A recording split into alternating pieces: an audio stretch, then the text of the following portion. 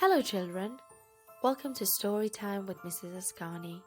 Today's story is about the Gruffalo's child. The Gruffalo said that no Gruffalo should ever set foot in the deep dark wood. Why not? Why not? Because if you do, the big bad mouse will be after you. I met him once, said the Gruffalo. I met him a long time ago. What does he look like? Tell us, Dad. Is he terribly big and terribly bad? I can't quite remember, the Gruffalo said. Then he thought for a minute and scratched his head. The big bad mouse is terribly strong, and his scaly tail is terribly long. His eyes are like pools of terrible fire, and his terrible whiskers are tougher than wire. One snowy night, when the Gruffalo snored, the Gruffalo's child was feeling bored. The Gruffalo's child was feeling brave, so she tiptoed out of the Gruffalo cave. The snow fell fast, and the wind blew wild. Into the wood went the Gruffalo's child. Aha, oh-ho, a trail in the snow. Whose is this trail, and where does it go? A tail poked out of a log pile house.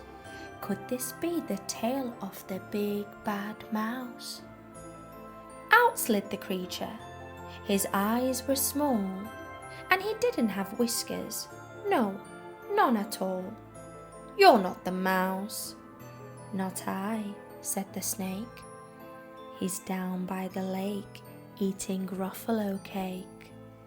The snow fell fast and the wind blew wild. I'm not scared, said the Gruffalo's child.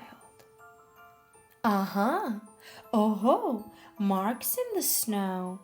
Whose are these claw marks? Where do they go? Two eyes gleamed out of a treetop house. Could these be the eyes of the big bad mouse? Down flew the creature. His tail was short, and he didn't have whiskers of any sort. You're not the mouse. To-hoo, not I. But he's somewhere nearby, eating Gruffalo pie. The snow fell fast, and the wind blew wild. I'm not scared, said the Gruffalo's child. Aha, oh-ho, a track in the snow. Whose is this track, and where does it go? Whiskers at last, and an underground house. Could this be the house of the big bad mouse? Out slunk the creature. His eyes went fiery.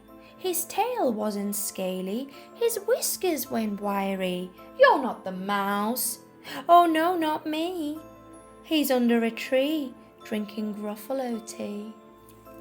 It's all a trick, said the Gruffalo's child, as she sat on a stump where the snow lay piled. I don't believe in the big bad mouse. But here comes a little one out of his house. Not big, not bad, but a mouse at least.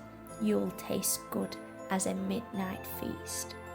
Wait, said the mouse. Before you eat, there's a friend of mine that you ought to meet. If you let me hop onto a hazel twig, I'll beacon my friend so bad and big. The Gruffalo's child unclenched her fist. The big bad mouse, so he does exist. The mouse hopped into the hazel tree. He beaconed, then said, just wait and see. Out came the moon. It was bright and round. A terrible shadow fell onto the ground. Who is this creature so big, bad and strong? His tail and his whiskers are terribly long. His ears are enormous, and over his shoulder he carries a nut as big as a boulder.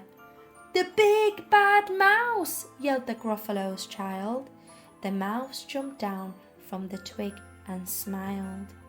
Aha, oh-ho, prints in the snow. Whose are these footprints? Where do they go?